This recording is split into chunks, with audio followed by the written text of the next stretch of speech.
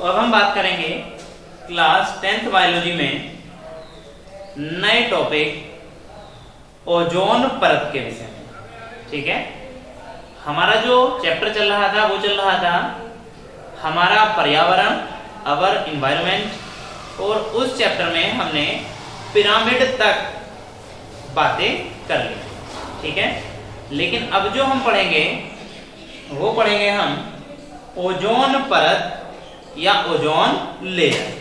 देखते हैं ozone layer के बारे में।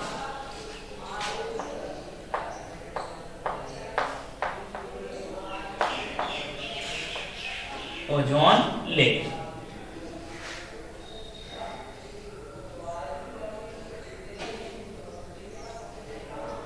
देखते हैं। ओजोन लेयर देखो, ओजोन परत को समझने के लिए मैं एक डायग्राम बनाता हूं, हम उसी चीज को देखते हैं। ठीक है, देख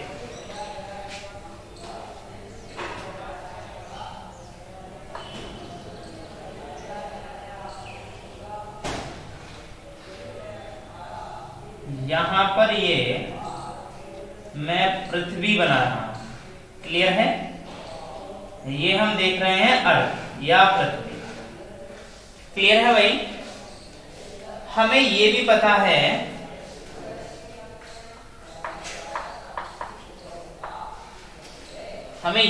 है पृथ्वी के ऊपर गैसों का एक बहुत मोटा आवरण है। ठीक है, जिसे हम क्या बोलते हैं, वायुमंडल। ठीक है, बहुत मोटा आवरण है, उसे हम क्या बोलते हैं, वायुमंडल। अगर उसके भी हम भाग देखते हैं, ठीक है, तो उसे हम कितने भागों में बांट रहे हैं वो बात देखते हैं। देखो, पृथ्वी के सबसे नजदीक एक परत होगी, ठीक है, जिसे हम क्या बोलते हैं, आगे देख रहे हैं, पहले सारे इस तरह देख लें, इस प्रकार से, फिर ये, फिर ये, ठीक है,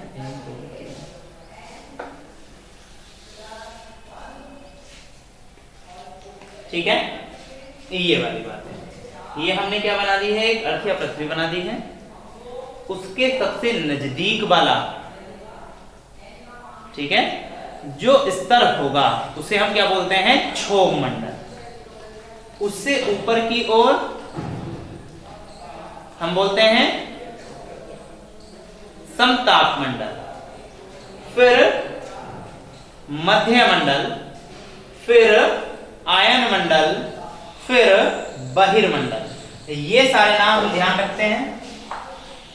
इसे क्या बोलते हैं हम, क्षोभ मंडल। ठीक है, उसके बाद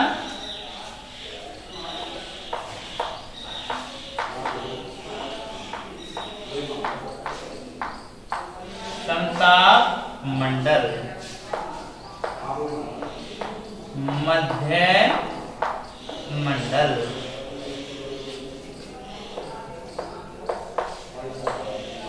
आयन मंडल,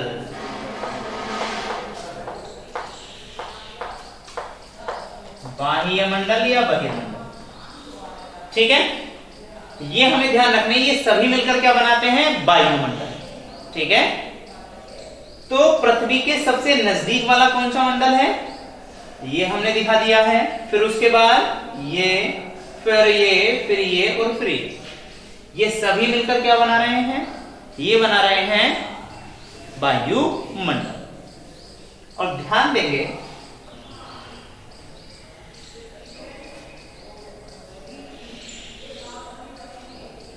इस पृथ्वी पर सबसे नजदीक वाला जो मंडल है, जिसे हम क्या कह रहे हैं, क्षोभ मंडल। इस मंडल में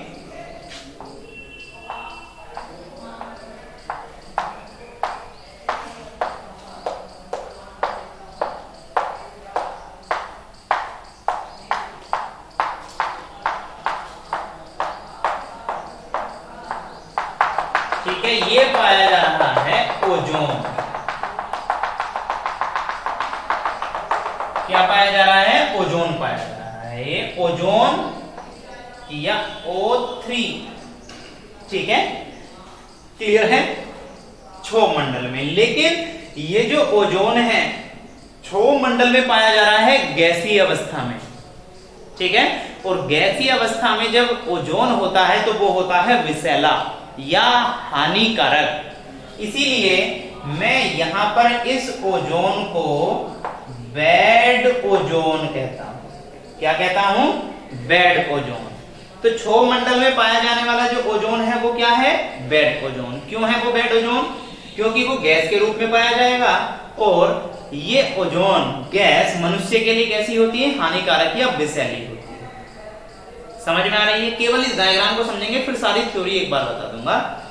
उसके बाद जैसे ही हम कहा जाते हैं समताप मंडल में, ठीक है, स्ट्रेटोस्फीयर में, इसका इंग्लिश में नाम जरूर ध्यान रखेंगे, इसे बोलते हैं स्ट्रेटोस्फीयर, ठीक है, ट्रोपोस्फीयर, स्ट्रेटोस्फीयर, मीसोस्फीयर, ठीक है, ये इस प्रकार से इनके नाम हैं। इंग्लिश में ये वाला नाम तो जरूरी ध्यान रखेंगे, कई बार इसे हिंदी में भी स्ट्रेटोस्फीयर के नाम से ही दे दिया जाता है, ठीक है। इसे बोलते हैं हम स्ट्रेटोस्फीयर,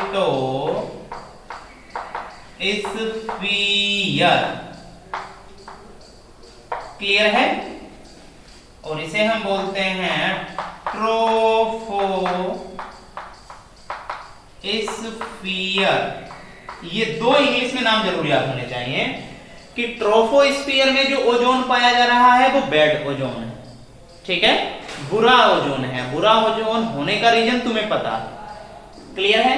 जैसे ही हम कहां आ रहे हैं? स्ट्रेटोस्फीयर में आ रहे हैं, समताप मंडल में आ रहे हैं, तो ध्यान देंगे वहां पर ये ओजोन,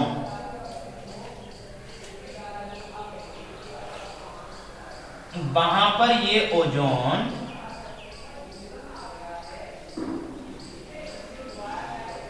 एक परत या आवरण के रूप में पाया जाता है। समझ में आ रही है? यहां जो ये ओजोन पाया जा रहा है किस रूप में पाया जा रहा है? एक आवरण के रूप में। ये भी क्या है? ओजोन, ठीक है, और ये आवरण के रूप में पाया जा रहा है।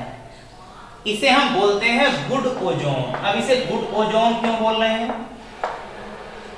ठीक है, ये गुड ओजोन है। कहां पर? समताप मंडल में, स्ट्रेटोस्फीयर में। स्ट्रेटोस्फीयर में ये गुड ओजोन क्यों कहला रहा है? ध्यान देंगे भाई। अब इसे हम समझने की कोशिश करते हैं। यहां पर कहीं पर भी ये क्या है?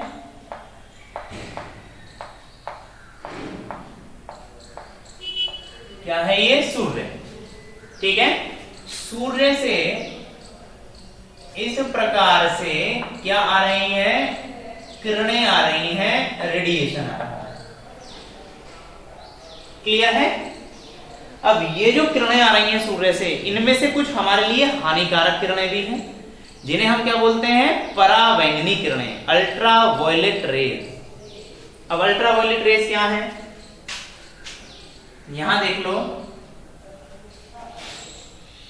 ये सूर्य है,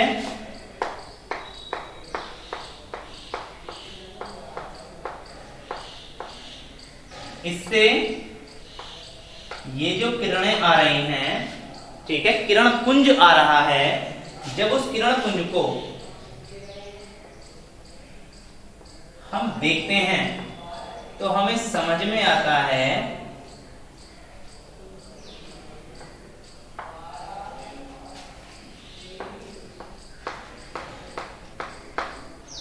BIBGYOR, ठीक है। ये जो प्रकाश किरण है ये तो पृथ्वी पर आ रही हैं, जिसे हम विजुअल स्पेक्ट्रम बोलते हैं, दृश्य प्रकाश बोलते हैं, ठीक है। क्या है? Violet, indigo, blue, green, yellow, orange, red. अब ध्यान रखेंगे, वॉयलेट से इधर वाली ये जितनी रेडिएशन है उन्हें हम बोलते हैं अल्ट्रा वॉयलेट। पराबैंगनी, बैंगनी से परे जितनी भी किरणें हैं उन सबको हम क्या बोलते हैं? पराबैंगनी किरणें, ठीक है। और ये पराबैंगनी किरणें जीवों के लिए अत्यधिक हानिकारक होती हैं। तो पराबैंगनी किरणें समझे हैं, जो वॉयलेट से परे किरणें हैं। ठीक है, अब एक बात और ध्यान रखेंगे, ये जो अल्ट्रावायलेट रेज हैं, ये जो यूवी किरणें हैं, ये यूवी किरणें मनुष्य के लिए या जीवों के लिए अत्यधिक हानिकारक हैं। ठीक है, ध्यान दें, इनमें जो सूर्य का प्रकाश आ रहा है इसमें यूवी किरणें भी आ रही होंगी। मान लो मैंने ये दिखा दिया है, ये वाली यूवी रेज है। ठीक है, क्या है ये? अल्ट्रावायलेट रेज है। क्लियर है? ये सीधे अगर पृथ्वी पर आ जाए, अर्थ पर आ जाए, तो क्या होगा? ठीक है, इससे क्या नुकसान होगा, क्या हानियां हो सकती हैं?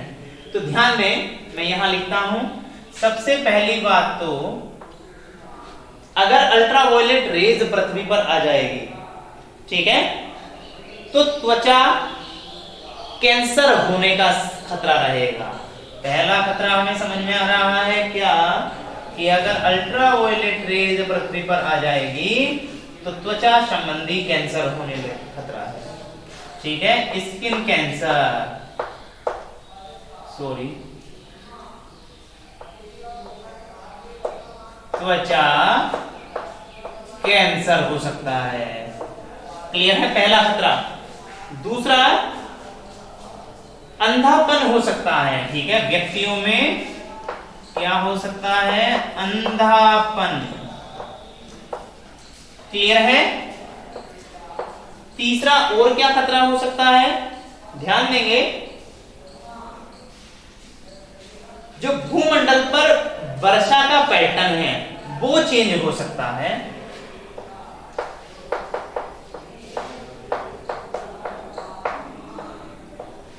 क्लियर है? वर्षा पैटर्न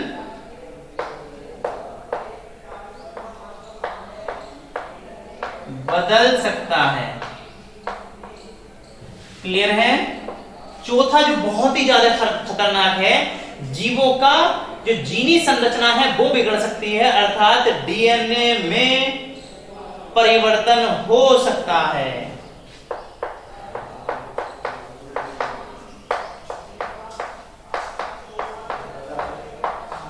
समझ पा रहे हैं?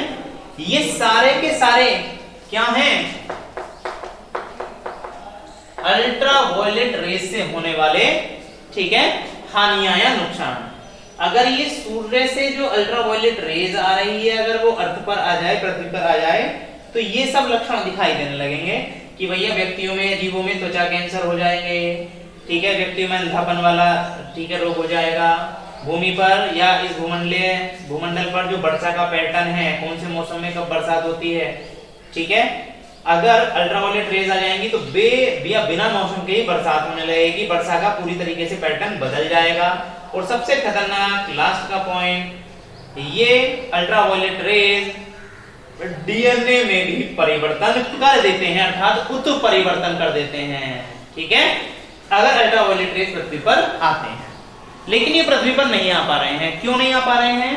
क्योंकि जो स्ट्रेटोस्फीयर है, समताप मंडल है, उसमें क्या पाया जा रहा है? उसमें पाया जा रहा है ओजोन। ठीक है, और वो ओजोन किस रूप में पाया जा रहा है? एक आवरण के रूप में पाया जा रहा है, परत के रूप में पाया जा रहा है। क्लियर है? और ये परत इस अल्ट्रावायलेट रेज को पृथ्वी पर आने से रोक देती है, और ये किरणें यहीं पर आकर, ठीक है, टकराकर वापस चली जाती हैं। अर्थात इन्हें, ये जो ओजोन है, ठीक है, ओजोन का आवरण है, ये पृथ्वी पर आने से रोक रहा है। इसी कारण इस ओजोन को हम गुड ओजोन कह रहे हैं। क्लियर है? एनसीईआरटी लिखती है बैड ओजोन और बुरा ओजोन और अच्छा ओजोन। तो अच्छा ओजोन क्यों है ये? क्योंकि ये परत के रूप में है, क्योंकि ये सूर्य से आने वाली अल्ट्रावायलेट रेज को पृथ्वी पर आने से रोकता है। ठीक है, ये बात सबको समझ में आ रही है? क्लियर है? अब एक चीज और देखेंगे, ये जो ओजोन परत है, ठीक है, जो इसकी थिकनेस है, मोटाई है, उसे हम नापते हैं डोवसन इकाई।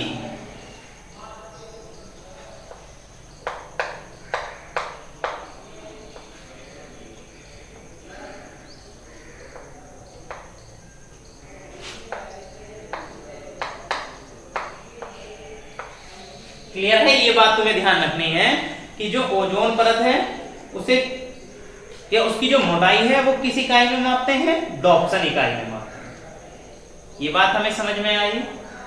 ओजोन लेयर के बारे में हम समझें। भाई ओजोन, बुरा ओजोन क्या है, अच्छा ओजोन क्या है? क्लियर है? क्यों वो अच्छा है, क्यों वो बुरा है? अगर ओजोन लेयर ना हो, ओजोन आवरण ना हो तो क्या हो सकता है? क्या हो सकता है अगर ना हो? तो ये सारे खतरे हो सकते हैं। अगर ये है तो ये खतरे नहीं हो सकते हैं। ये बात समझ में आ रही है? क्लियर है यहां तक सबको? एक बात और ध्यान देंगे, ये तो मैंने तुम्हें सारी चीजें दिखाई दी, ठीक है?